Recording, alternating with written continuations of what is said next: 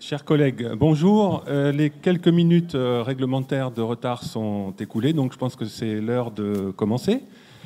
J'ai le grand plaisir de vous présenter Camille Marini. Alors, son CV, elle est ingénieure de l'école des mines et elle est doctorante actuellement au laboratoire d'océanographie et de climatologie, expérimentation et analyse numérique à l'université Pierre et Marie Curie. Il y a beaucoup de raisons qui nous ont vraiment donné envie de lui proposer de faire cette conférence. Je m'en tiendrai à 3. C'est une mathématicienne et elle fait partie d'un groupe de recherche scientifique pluridisciplinaire. Donc elle est extrêmement bien placée pour témoigner de la cohabitation possible au niveau de la recherche, des interventions conjuguées de mathématiciens et d'autres scientifiques. Et nous savons que c'est une question qui nous préoccupe assez souvent pour ce qui est de la place des mathématiques dans la recherche. La deuxième raison, c'est qu'elle travaille sur un sujet qui est évidemment assez spectaculaire et médiatique, au point de susciter quelques discussions qui, elles, ne sont pas toujours aussi rigoureuses que les sciences le souhaiteraient, et où, en tout cas, les mathématiques interviennent néanmoins de façon décisive. Et puis, je terminerai en disant qu'il est toujours très réjouissant de rencontrer des personnes qui ont été nos élèves il n'y a pas si longtemps que cela, s'épanouir en faisant des mathématiques leur métier. Je suis vraiment très heureux donc, de laisser la parole à Camille Marini.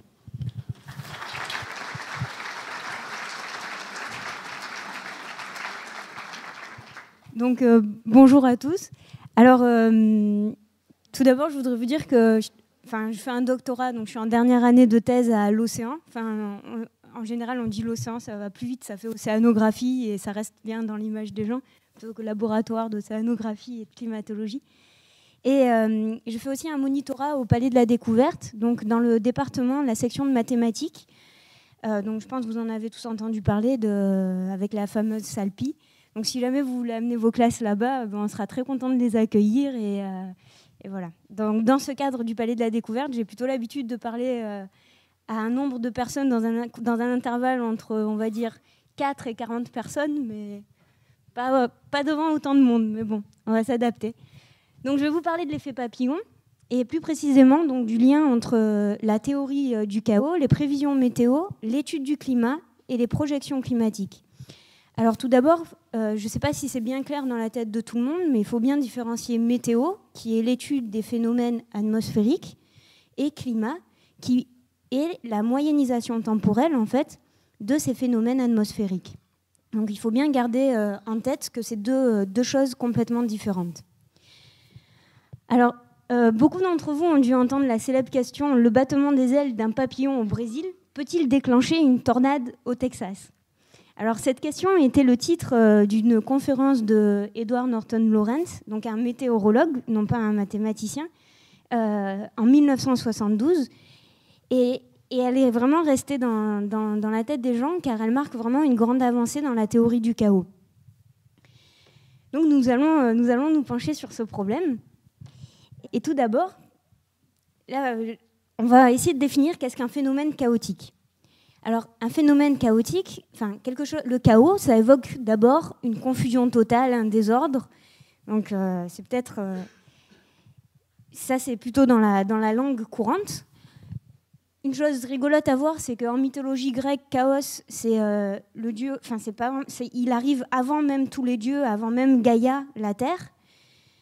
Et le terme de chaos, en mathématiques, n'a été introduit que dans les années 1975, donc on va dire à peu près 10 ans après les travaux de Lorentz, par deux mathématiciens, donc York et Lee, ou Tien Lee. Donc il a fallu un petit peu attendre pour que cette théorie porte ce nom-là. Alors on peut voir dans le livre de Lorentz, The Essence of Chaos, de 1993, il définit un phénomène chaotique par un processus dont les variations ne sont pas aléatoires, mais semblent aléatoires. Puis un petit peu plus loin, quand même, il ajoute... c'est une définition un peu familière. Certes, elle capture bien l'essence du chaos, mais peut-être qu'elle donnerait un peu des frissons aux mathématiciens. Donc bon, on va donner une définition tout petit peu plus rigoureuses, même si on peut donner des définitions beaucoup plus rigoureuses au processus chaotique. Donc tout d'abord, point très important, c'est un système dynamique déterministe. Donc on n'est pas dans le stochastique, il n'y a pas d'aléatoire. Donc qu'est-ce que ça veut dire? C'est que si vous connaissez la condition initiale, si vous donnez une condition initiale à votre système dynamique, vous pouvez connaître toute sa trajectoire.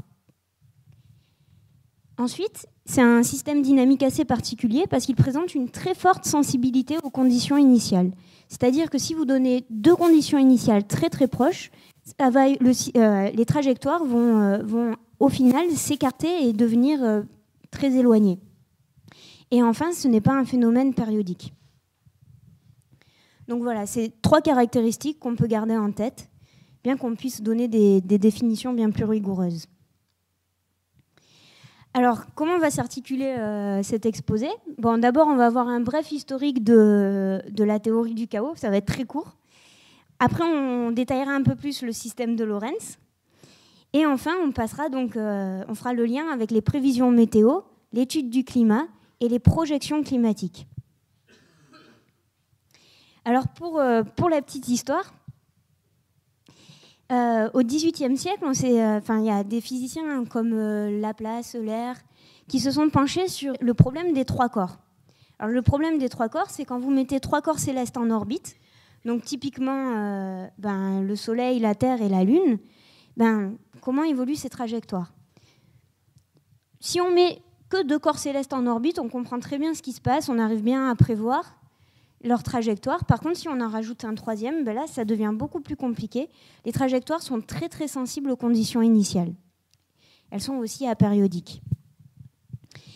Alors, par rapport à ce problème des trois corps, donc qui est en fait un système chaotique, Poincaré a fait des énormes avancées. C'est notamment lui qui a donné naissance à la théorie des systèmes dynamiques non linéaires, indispensable à la compréhension des phénomènes chaotiques. C'est lui aussi qui a inventé le portrait de phase et qui a introduit l'étude qualitative des fonctions. Donc typiquement, au lieu d'étudier toute la trajectoire d'une fonction, simplement étudier ses extrémas. Donc par exemple, comme quand vous faites tracer le tableau de variation d'une fonction à vos élèves. Donc c'est Poincaré qui est à l'origine de ça. Bon, mais quand même à cette époque, on n'arrivait pas à tout comprendre et il faut attendre l'arrivée des ordinateurs, donc dans les années 1960-1970, pour faire une réelle avancée dans la théorie du chaos, dans la compréhension des systèmes chaotiques. Et Édouard Lorentz a grandement participé à cette avancée. Donc c'était un météorologue au MIT. Et depuis tout petit, il était super intéressé dans tout ce qui était nombres et phénomènes météorologiques. Il voulait vraiment comprendre ce qui se passe et pourquoi on n'arrive pas à comprendre la météo. Alors, pour la petite histoire, ce monsieur est assez rigolo parce que mon directeur de thèse travaillait au même endroit que lui quand il était beaucoup plus jeune. Normal. Et donc, il paraît que quand on se retrouvait dans l'ascenseur avec Édouard Lorentz, il était très timide, il se mettait dans un petit coin et il n'osait même pas dire bonjour. Et pourtant, aujourd'hui, il est vraiment célèbre et on a beaucoup de gens entendent parler de l'effet papillon qui est une expression qui est rentrée dans la langue courante. Bon, donc il voulait essayer de comprendre ce qui se passe donc, pour les phénomènes météo et pourquoi est-ce qu'on n'arrive pas à prévoir la météo correctement. Alors, il faut voir que ce qui se passe dans l'atmosphère, c'est régi par les lois de Navier-Stokes, par les équations de Navier-Stokes. Alors, les équations de Navier-Stokes, on ne sait pas les résoudre. C'est un des problèmes du millénaire. Si jamais vous trouvez comment les résoudre, vous allez gagner beaucoup d'argent. Et donc, il essaye de trouver un modèle vraiment simplifié, beaucoup plus simple que les équations de Navier-Stokes, pour comprendre ce qui se passe dans l'atmosphère. Alors, donc, pour ça, il regarde physiquement. La majeure partie des mouvements atmosphériques viennent de la convection, sont d'origine convective. Donc la convection, c'est un transport de chaleur dû à des mouvements de fluide provoqués par un champ de pesanteur et un gradient de température. C'est typiquement quand vous faites chauffer de l'eau pour cuire les pâtes, dans la casserole, vous avez des petites bulles qui se forment au fond, parce que l'eau est chauffée par le fond. ça le fait remonter l'eau, et ça arrive en surface, il fait plus froid, et hop, ça tombe. Donc en fait, ça fait des espèces de rouleaux de convection, comme ça. Dans l'atmosphère, c'est une grande partie des mouvements atmosphériques est due à ça. Donc du coup, il dit très bien, du coup je prends mes équations de la convection, j'essaye de les simplifier un petit peu, et il obtient 3 équations différentielles qui forment le fameux système de Lorentz, dont on va s'attarder un peu plus après dessus. Mais bon, pas de chance, ces équations elles ne sont pas intégrables, ça veut dire qu'on ne peut pas trouver une solution analytique, on ne peut pas dire x de t est égal à une fonction de t. Mais par contre, on peut les intégrer à l'aide d'un ordinateur. Donc on peut discrétiser le système, prendre une condition initiale et calculer un petit peu après ce qui se passe. Alors, je vous ai mis une tasse de café ici avec marqué pause, parce que, en fait, il paraît que... Dans quelle mesure c'est vrai, ça, on ne peut pas vraiment savoir, mais il paraît que c'est grâce au café que Lorentz aurait découvert le phénomène de sensibilité aux conditions initiales. Donc, il faisait des simulations sur son ordinateur, non pas des simulations non pas l'intégration de ce système de 3 équations, mais des simulations un peu plus complexes de modélisation de l'atmosphère. Et chaque simulation, il l'a lancée 2 fois avec les mêmes conditions initiales, comme ça, pour pas faire d'erreur, pour être sûr de ne pas se tromper. Et il donnait une condition initiale avec une précision de 10 exposant moins 6.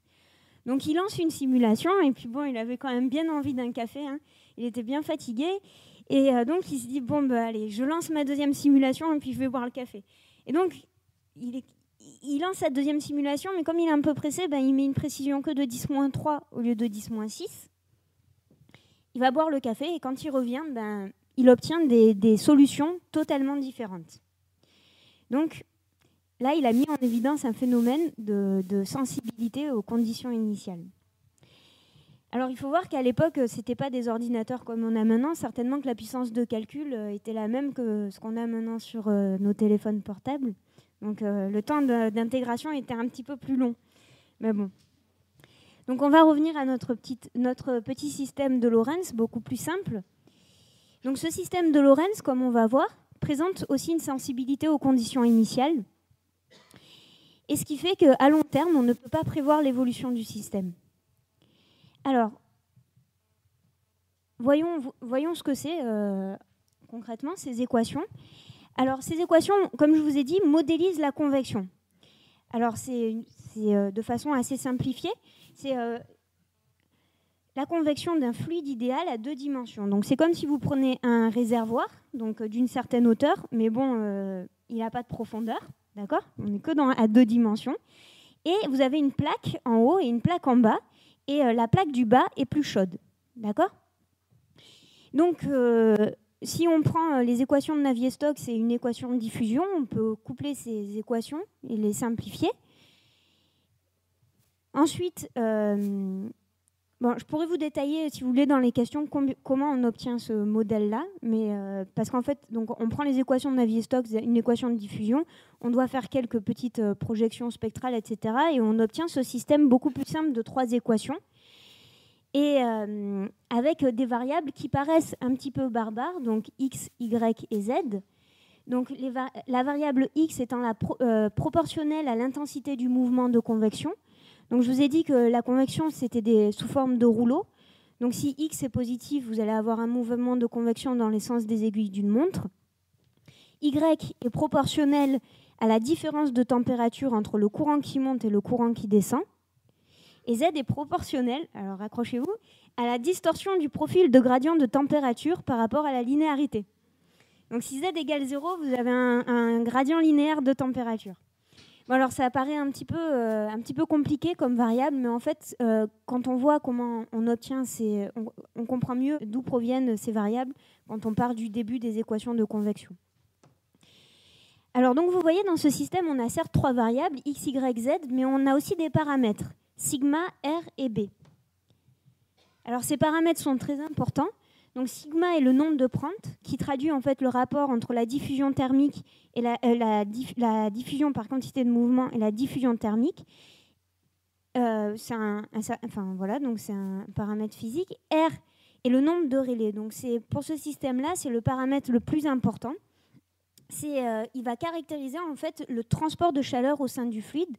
En dessous d'une certaine valeur de R, le transfert de chaleur, ne se fait que par conduction. Alors la conduction, c'est quand vous avez par exemple une barre de fer, elle est chauffée d'un côté, vous la tenez de l'autre côté, au bout d'un moment vous allez vous brûler, parce qu'il va y avoir transfert de chaleur par conduction. Vous n'avez pas de déplacement de molécules, d'accord ? Et donc en dessous d'une certaine valeur de R, il n'y a que conduction, et au-delà d'une certaine valeur de R, vous avez un transfert de chaleur qui se fait par convection, vous commencez à avoir un transport de matière. Et B est simplement un paramètre d'additionnement de vos équations. Alors il faut bien distinguer variable, paramètre et condition initiale. Bon, peut-être que c'est clair pour tout le monde, mais je préfère bien le redire. Là, on a des équations du système dynamique. Ce système dynamique va avoir un certain comportement pour certaines valeurs de paramètres.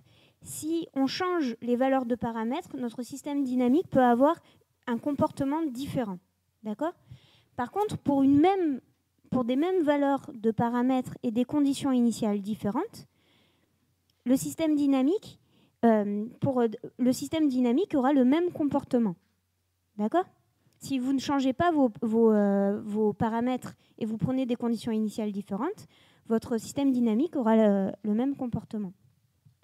Donc ça, c'est bien important de le garder en tête. Donc comme je vous ai dit, ces équations ne sont pas intégrables, mais on peut les intégrer par ordinateur. Donc notamment avec le logiciel Scilab. Alors j'ai vu qu'à l'entrée, on vous donnait des petites brochures de Scilab. Donc l'avantage, c'est que c'est un logiciel libre. Donc il est développé par l'INRIA et les ponts. Donc il est gratuit, téléchargeable gratuitement, et il est très très simple d'utilisation.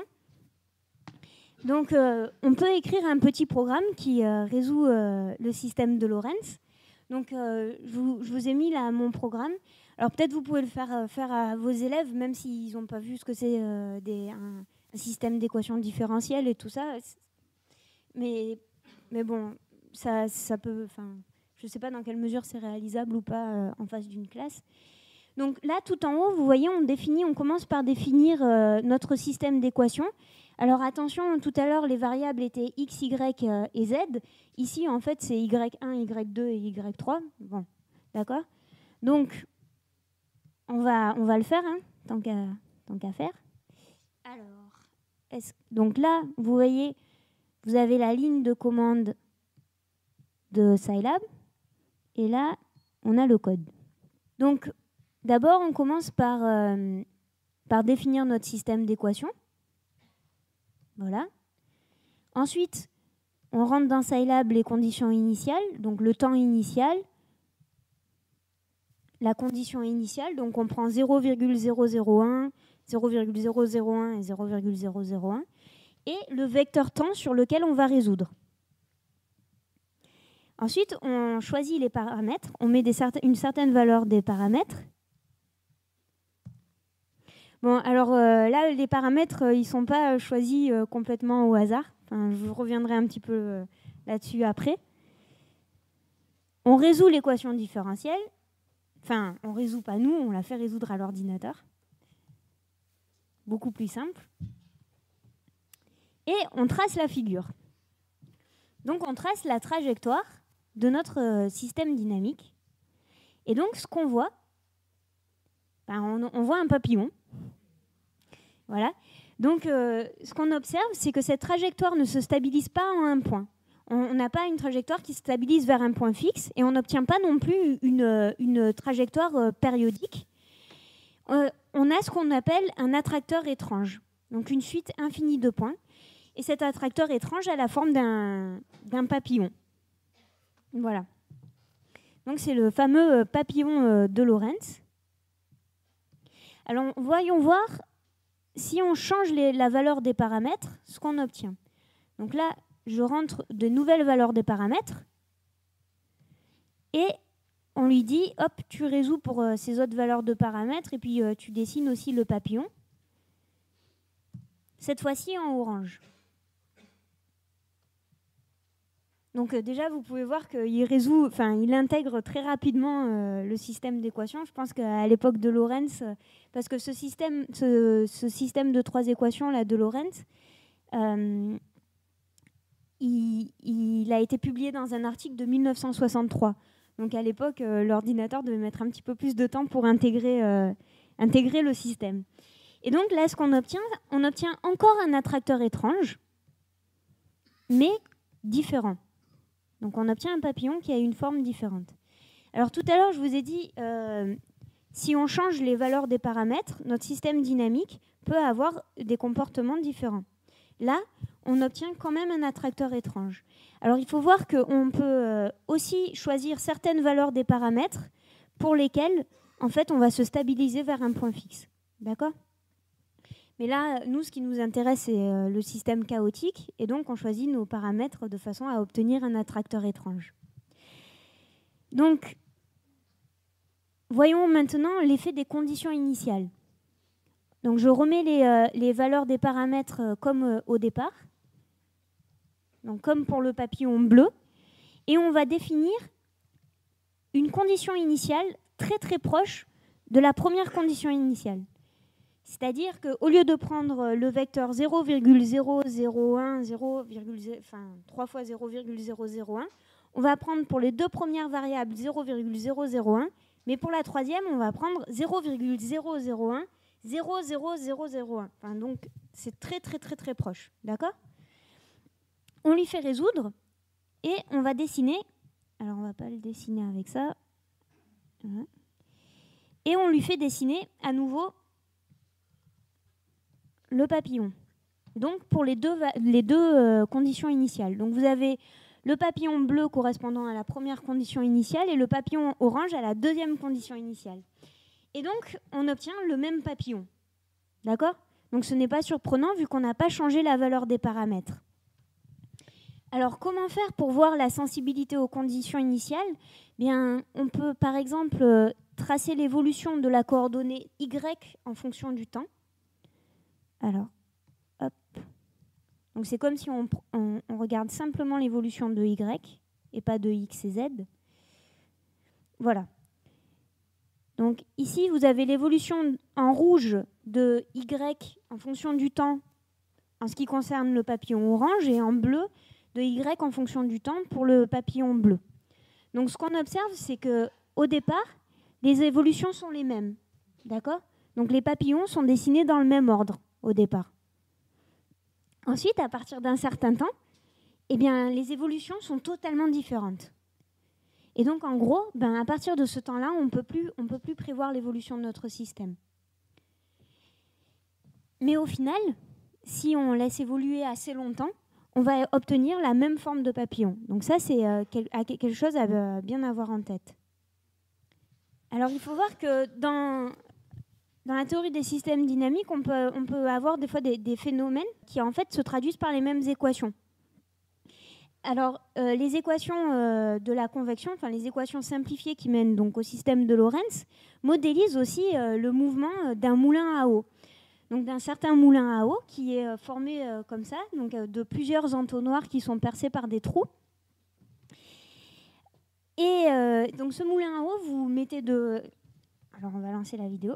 Vous mettez de l'eau en haut. Alors celui-ci, là, il n'est pas chaotique, d'accord ? Donc l'eau coule à débit constant. Vous n'avez que des entonnoirs identiques, tous percés de la même façon. Donc vous avez d'abord un régime transitoire. Donc le moulin se met en mouvement. Puis vous arrivez à un mouvement périodique, donc de la roue. Donc voilà, donc ce moulin-là n'est pas chaotique. Alors il faut voir que le moulin, là, il a aussi été inventé par Édouard Lorentz.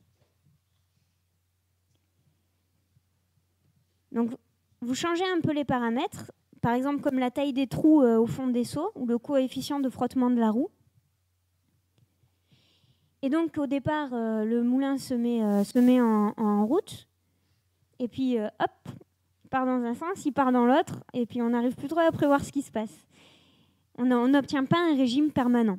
D'accord ? On a en fait un attracteur étrange. Alors, regardons la sensibilité aux conditions initiales. On prend deux moulins identiques. Je ne sais pas si voilà. Donc, on prend deux moulins identiques et des conditions initiales très très proches. C'est-à-dire que la roue à gauche, on va l'incliner simplement de 2 degrés et la roue à droite de 1,9996. Donc des conditions initiales vraiment très proches. Donc au départ, les deux moulins vont tourner dans le même sens. Donc c'était comme tout à l'heure pour le papillon. Au départ, il était tracé de la même façon pour les deux conditions initiales. Mais voilà, à partir d'un certain moment, hop, il y en a un qui part à droite, l'autre qui part à gauche. Et on a des évolutions totalement différentes. À un moulin comme ça, vous pouvez amener vos élèves en voir un à la Cité de la Villette. Voilà. C'est pas le palais de la découverte, mais... voilà. Donc si vous laissez évoluer suffisamment votre système, donc de la même façon que tout à l'heure, on dessinait suffisamment longtemps le papillon, en fait, vous allez avoir la même forme d'attracteur étrange, donc comme pour le papillon. Ça peut se voir par exemple si on trace l'histogramme des vitesses de rotation, donc en jaune pour la roue de gauche et en bleu pour la roue de droite. Donc là, en abscisse, vous avez les vitesses de rotation de la roue, donc positive par exemple si ça tourne à droite et négative si ça tourne vers la gauche. Et donc ces deux histogrammes, ils sont statistiquement identiques. C'est-à-dire que vous pouvez faire des tests statistiques. Bon, après, je sais que peut-être au lycée, au collège, on ne voit pas trop les tests statistiques, mais bon, ils sont... Enfin, je ne sais pas si vous... Si vous faites... on peut montrer que ces histogrammes sont identiques. Alors, rapidement, si on veut faire l'analogie entre météo et climat, pour la météo, on veut prévoir quel temps il va faire dans 3 jours. Donc c'est un problème de conditions initiales. On est à un endroit sur notre papillon, on veut savoir où on est à T plus 3 jours. Donc on peut pas... Donc à partir d'un certain temps, on ne peut pas prévoir quel temps il va faire. Mais par contre, quand on étudie le climat, on étudie les statistiques de la météo. Donc par exemple, comme l'histogramme de vitesse. Et donc, ce qui fait que, certes, on peut pas, à cause du problème de sensibilité aux conditions initiales, on ne peut pas prévoir s'il va faire beau en mars 2012, mais on peut calculer l'histogramme de jours de pluie des mois de mars. Voilà.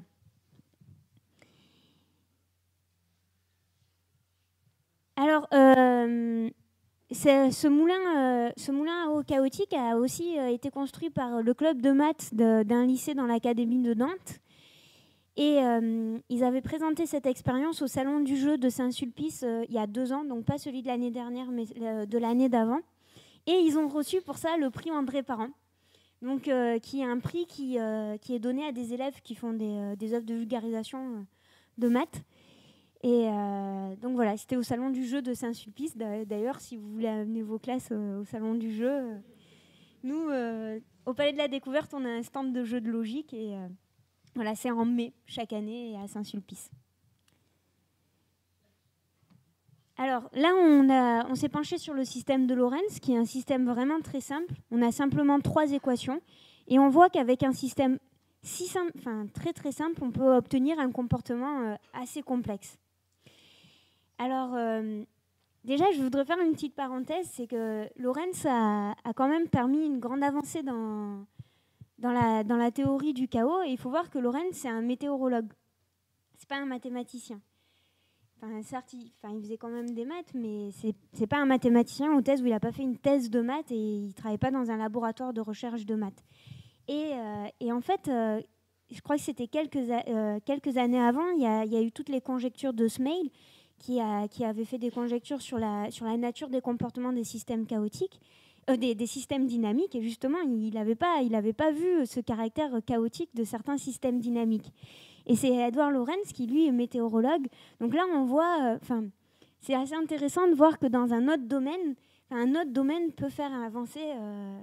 peut donner des avances dans un domaine différent. Donc, c'est... voilà.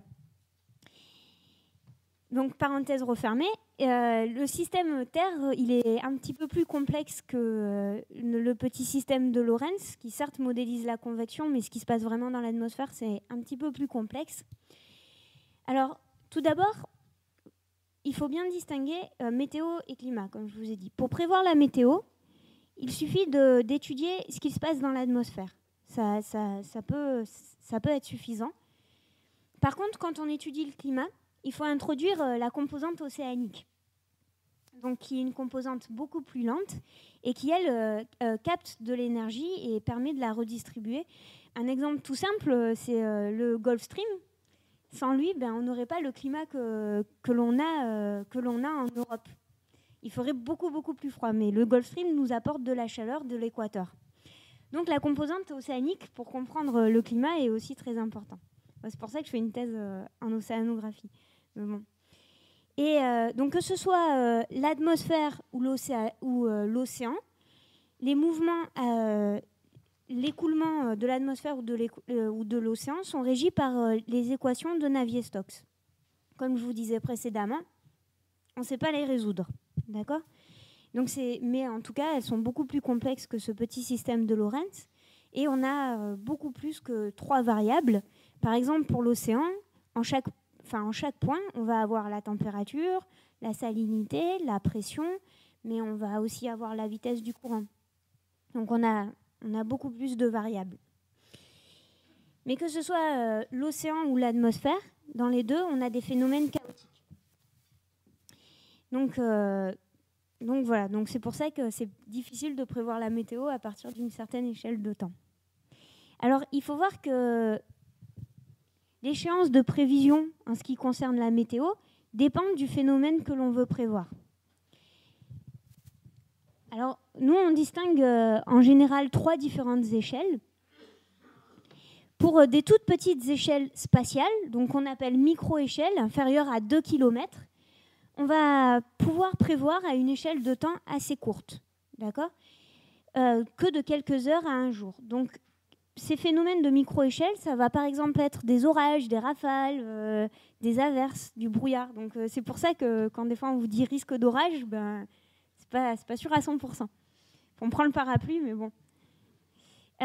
Ensuite, on a une échelle un peu plus grande qui est la méso-échelle, donc entre 2 km et une centaine de kilomètres. Donc là, ça va plutôt être des tempêtes ou une tendance de type de temps, pluvieux, ensoleillé. Et là, on va pouvoir prévoir avec une échéance de 1 à 10 jours.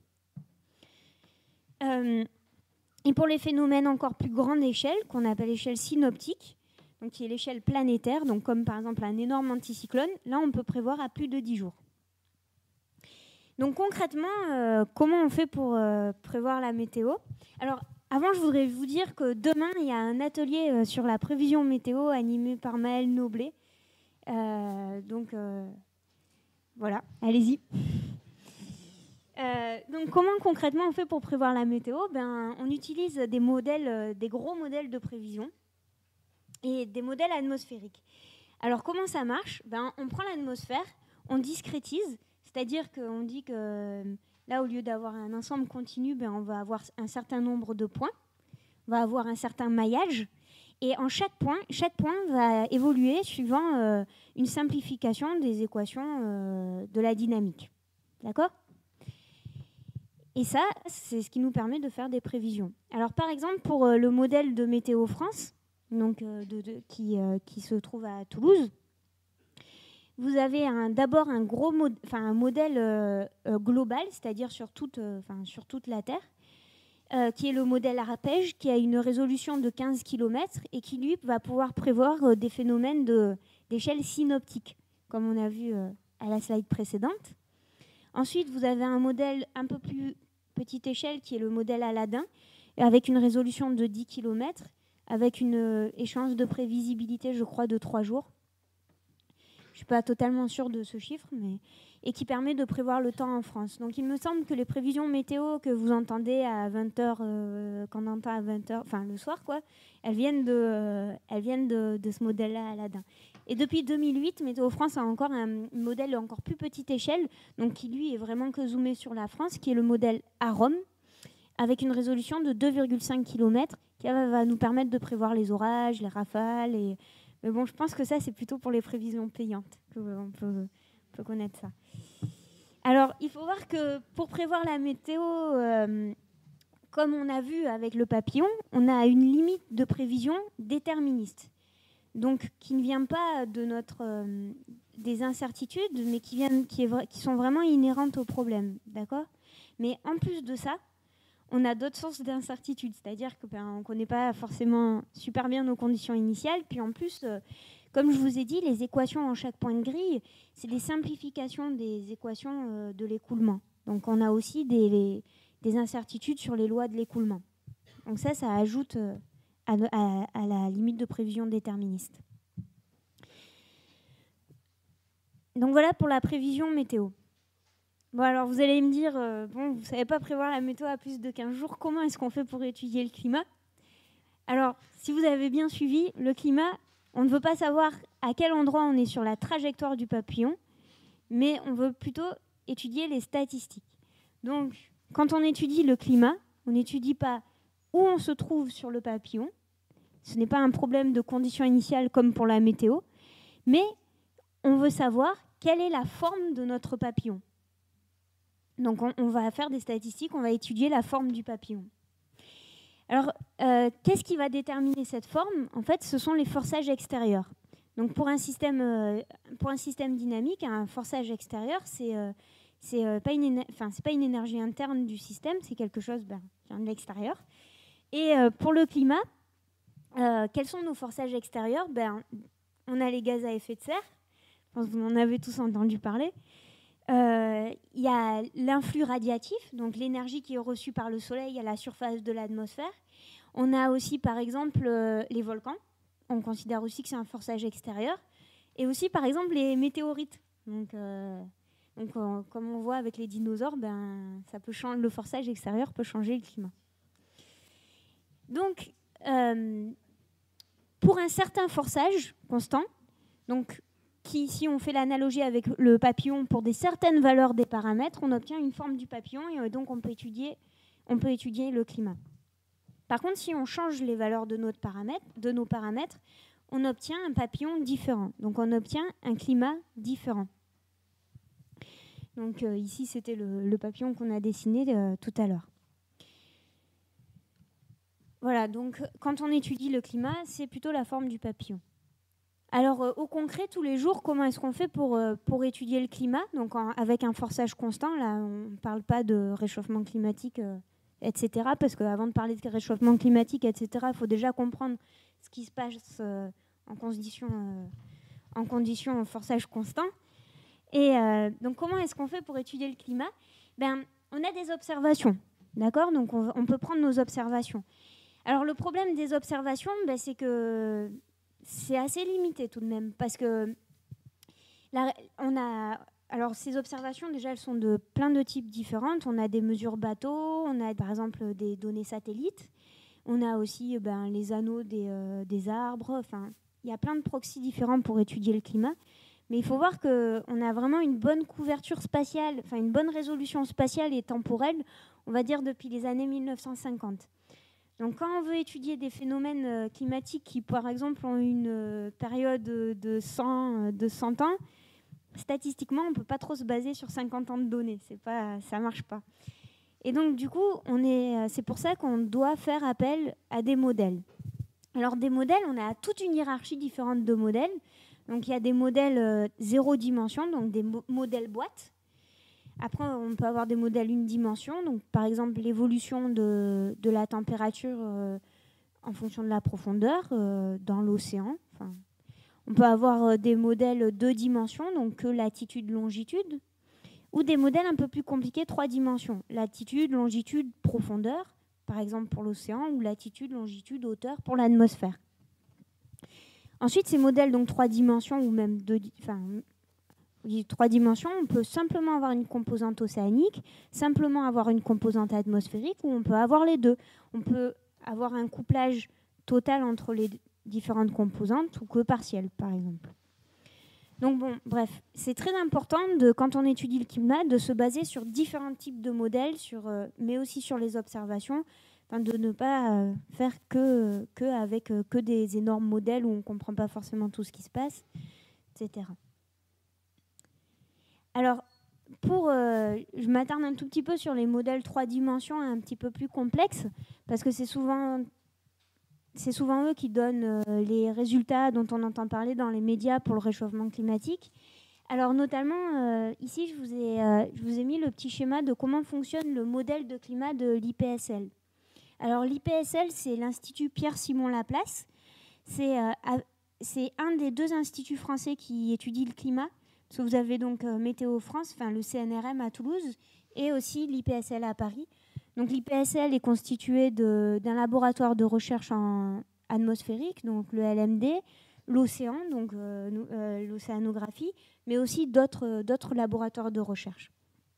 Donc c'est le gros modèle 3 dimensions a une composante océanique, une composante atmosphérique et une composante de surface terrestre, parce que la végétation impacte aussi sur le climat global.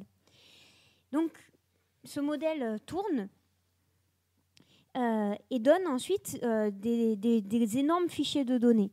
Alors il faut voir que peut-être dans 100 ans, les gens rigoleront quand ils verront combien de temps mettent nos modèles pour tourner.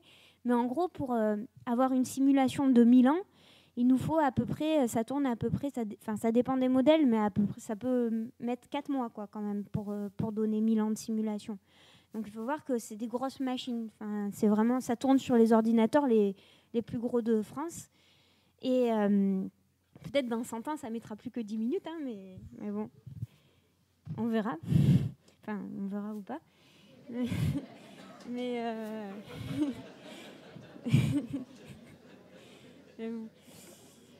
donc, en gros, donc on prend ces sorties de modèles, donc ces 1000 ans par exemple de données, et ensuite on va étudier, par exemple, moi je suis plutôt intéressée dans l'océan, je veux étudier le phénomène El Niño, vous en avez tous entendu parler, je pense, Pacifique tropical.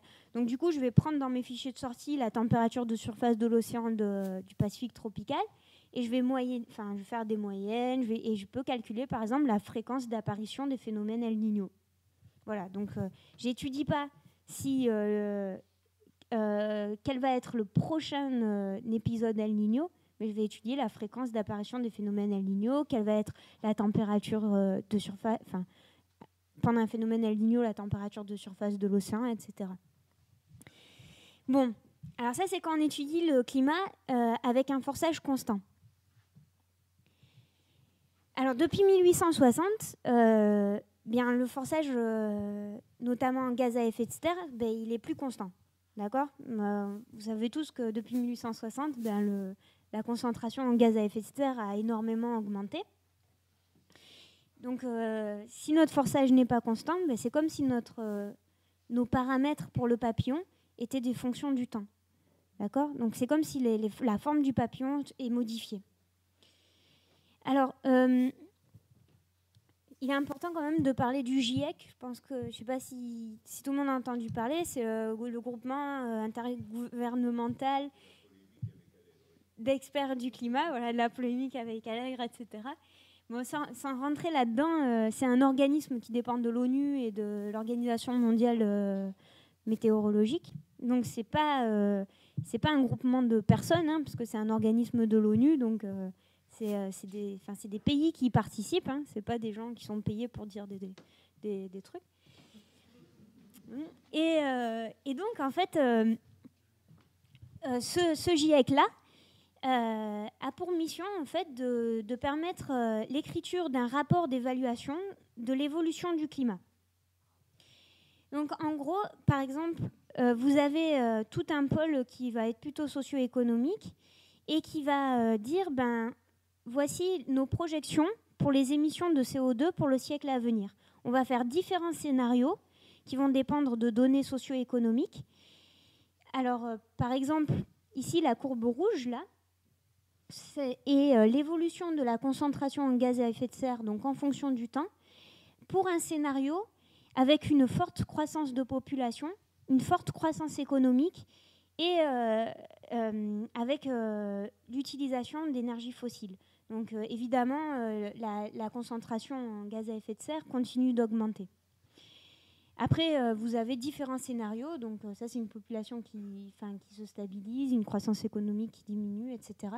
Donc en gros, ce que va donner ce groupe de chercheurs, c'est quel forçage mettre dans nos modèles. Après, en fonction de ça, chaque pays, chaque laboratoire de recherche va faire tourner ces gros modèles-là et va calculer donc la température, par exemple. Enfin, ils ne calculent pas que ça, mais notamment un résultat important, et la température de surface moyennée sur tout le globe. Donc là, c'est très important d'avoir en tête que ce n'est pas la température en France, par exemple, c'est moyenné sur tout le globe. Et on voit qu'en fonction des différents scénarios, on a eu une augmentation d'ici 2100 qui est plus ou moins grande. Alors, qui dit réchauffement global, il peut très bien faire plus chaud globalement et plus froid à Avignon ou je ne sais pas où. Donc voilà. Alors donc ça, en fait, ce qui se passe, c'est que notre papillon, la forme de notre papillon, évolue en fonction du temps. Donc en 2010, on a un certain type de climat, une certaine forme de papillon, mais cette forme évolue en fonction du temps. Et en 2100, on obtient une forme de papillon qui est significativement différente de la forme du papillon actuel. Donc en 2100, les résultats des laboratoires de recherche montrent que la forme du papillon sera significativement différente. Donc on aura modifié le climat à cause de cette modification du forçage.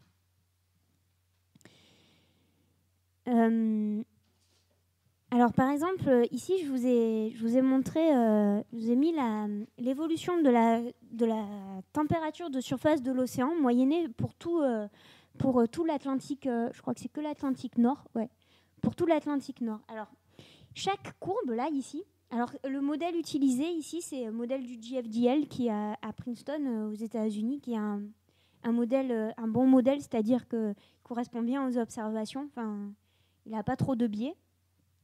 Et donc c'est l'évolution de la température pour un certain scénario de CO2, donc là c'est le A1B parce qu'il y a plein de scénarios, et donc chaque courbe correspond à une simulation.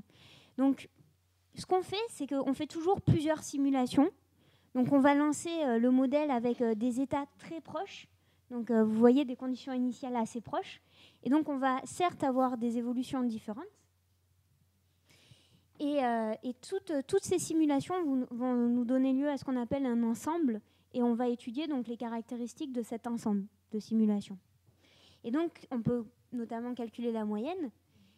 Et ce qui est très intéressant à voir, quand je vous disais que la forme du papillon était significativement différente en 2100 qu'en 2010, c'est que l'écart entre deux simulations en 2050 est plus faible que l'écart entre la température de 2050 et la température de 2000. D'accord ? Voilà. Alors en effet, quand on fait des projections climatiques, quand on travaille là-dessus, on utilise toujours des ensembles, d'accord ? Donc on va faire plusieurs simulations avec des conditions initiales très très proches, et ensuite on va étudier les caractéristiques de ces ensembles. On ne va pas étudier une seule trajectoire, mais simplement leurs statistiques. Ah oui, et un autre point, c'est très important aussi, parce que vu qu'on a des erreurs sur les modèles, d'utiliser différents modèles. Et si tous les modèles nous donnent la même conclusion, on a plus de chances, notre résultat est mieux appuyé. Voilà, donc on passe aux conclusions. Donc l'atmosphère, l'océan aussi, on a des phénomènes chaotiques qui se passent donc dans l'atmosphère et aussi dans l'océan. Donc ce qui fait qu'on ne peut pas prévoir la météo à partir d'un certain temps. Donc je vous ai écrit qu'on ne pouvait pas prévoir le temps qu'il fera le 24 décembre 2012, mais bon, il vaudra mieux mettre un manteau. D'autre part, je voudrais juste vous rappeler, quand on étudie le climat, donc en conditions avec un forçage constant, on étudie les statistiques de la météo. Et donc c'est pas le problème du phénomène chaotique là ne nous pose pas de problème. Et par contre, en ce qui concerne les projections climatiques, c'est un petit peu plus complexe, mais tout de même un résultat important qui ressort de on va dire 97% des chercheurs en climatologie, et que l'élévation de la température des 50 dernières années, et on détecte un réchauffement global sur les 50 dernières années, et on l'attribue à l'élévation des gaz à effet de serre d'origine anthropique, donc d'origine humaine. Voilà. Après, juste, je voudrais, par exemple, on détecte aussi un réchauffement en France, mais on n'est pas capable de l'attribuer, par exemple, à l'élévation des gaz à effet de serre. Voilà. Alors, je vous laisse avec quelques éléments de bibliographie. Donc, il y a notamment, je vous ai mis pas mal de livres qui sont super intéressants de vulgarisation sur le chaos. Et il y a 2 sites sur le climat qui sont vraiment très intéressants, et notamment celui-ci au sujet du dérèglement climatique, qui s'appelle Skeptical Science. Alors, pour l'instant, la version française n'est pas totalement... je crois que c'est pas encore totalement traduit. Il est en anglais et on essaye de le traduire dans différentes langues. En gros, chaque argument souvent entendu des climato-sceptiques est repris par des scientifiques qui expliquent vraiment ce qui se passe et qui donnent des références d'articles et qui essayent de donner un point de vue vraiment objectif. Donc ce qui est très bien, c'est que ça cite toutes ces sources et que c'est basé vraiment sur des articles reviewés relus par des vrais scientifiques, donc approuvés. Voilà. Je vous remercie de votre attention.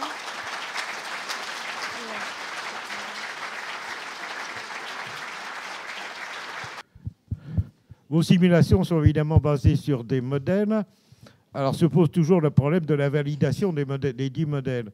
Est-ce que vous avez utilisé ce qu'ont fait les historiens du climat pour essayer de valider vos modèles, en particulier à partir soit de données littéraires que l'on peut avoir dans les textes, dans les archives, soit à partir des carottages qui ont été faits au Groenland ou dans l'Antarctique? Est-ce que cela peut-il aider à valider les différents modèles dont vous avez parlé? Oui, surtout en ce qui concerne, parce que quand on valide un modèle, on va se baser donc évidemment sur les observations, mais comme je vous ai dit, la résolution spatiale et temporelle est vraiment bonne depuis 1950. Donc si on veut le valider par rapport à des phénomènes de beaucoup plus longue échelle, comme des échelles de temps centenales ou millénaires, là, il faut prendre des proxys tels que les carottages de glace, les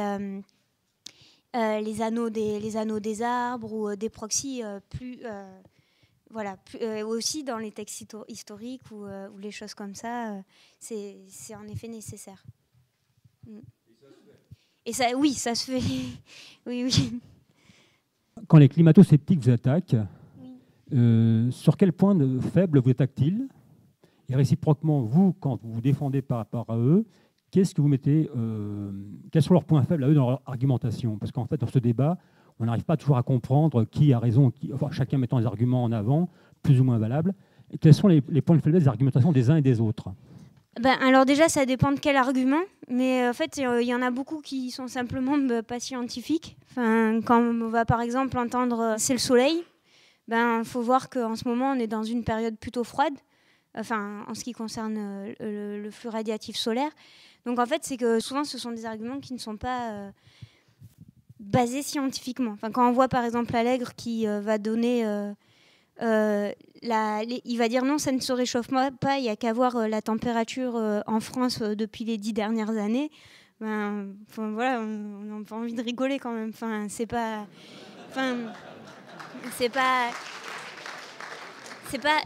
quand on parle de réchauffement climatique, déjà c'est un terme qui est très mal choisi parce que c'est un réchauffement qui est global. En anglais, c'est global warming, mais en français, c'est réchauffement climatique. Donc, c'est pas très bien choisi parce que c'est dérèglement, modification climatique, ce serait peut-être plus juste. Parce que du coup, en fait, ce qui est très difficile, c'est que, je trouve de ma toute petite expérience, c'est que c'est un problème qui est vraiment très complexe, où il y a beaucoup d'échelles de temps différentes, beaucoup d'échelles spatiales différentes, et du coup, c'est assez difficile de vulgariser ce qui se passe Parce que quand on vulgarise, on veut toujours simplifier. Et donc, on va dire, il y a un réchauffement climatique, mais quand on va voir que, par exemple, l'hiver dernier, il a fait aussi froid, c'est très difficile, du coup, de faire passer le message. Alors que l'hiver dernier, certes, il a fait très, très froid, mais c'est une variabilité qui est interne. C'est quelque chose qu'on arrive très bien à expliquer, qui est dû à certains patterns atmosphériques. Et donc... ce que je trouve difficile, c'est que par rapport à ce problème est assez complexe et il y a vraiment différentes échelles spatiales et temporelles. Et du coup, quand on veut le simplifier, c'est difficile de ne pas dire de bêtises. Oui. Si vous le permettez, j'aurais deux questions. À l'époque de Lorentz, les moyens de calcul étaient assez limités et son système comportait peu de degrés de liberté. Oui. Actuellement, on a pu étudier des systèmes comportant des milliers de degrés de liberté. Et est-ce qu'à ce niveau-là, j'ai cru comprendre qu'il y avait une espèce d'autorégulation du chaos et qu'une certaine manière, il disparaissait. L'exemple qui en était donné, c'était dans la mécanique des fluides avec la tache rouge de Jupiter, où chaque tourbillon, lui, a un phénomène chaotique, mais où le cyclone, lui, dure depuis qu'on l'observe, c'est là au moins 5 siècles. Et à l'opposé, vous avez parlé du problème des 3 corps, où là, la mécanique céleste comporte, elle, peu de degrés de liberté, et où néanmoins, paradoxalement et heureusement pour nous, le mouvement des planètes, quand même depuis un paquet d'années, lui est assez stable. Oui, en effet, si on augmente nos degrés de liberté, au final, on a une espèce de phénomène de moyennisation qui fait que tous ces trajectoires, au final, se compensent plus ou moins et qu'on obtient quelque chose qui est plus stable. Voilà, j'ai pas beaucoup plus à dire par rapport à ça.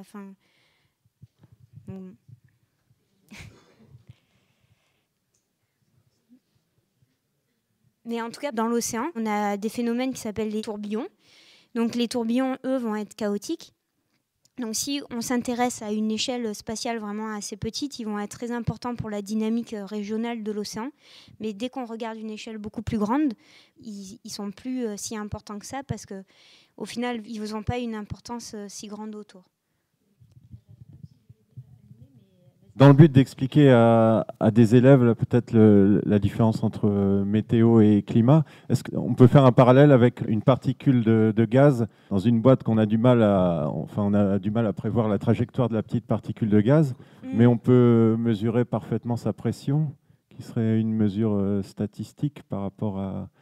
Et est-ce que le fait que ça soit, qu'on dise que c'est chaotique, c'est peut-être parce c'est quand on observe à trop petite échelle? Je pense pour la particule, quand vous voulez dire la pression, ça va être du coup la pression dans la boîte. Donc en effet, la pression dans la boîte, ce serait une mesure de l'agitation de toutes nos particules. Ce serait une moyenne, ce serait donc le climat et la moyenne de la vitesse, des vitesses de plusieurs particules. Et si on s'intéresse qu'à une trajectoire d'une seule particule, ce sera en effet la météo. On peut en effet se baser sur cet exemple.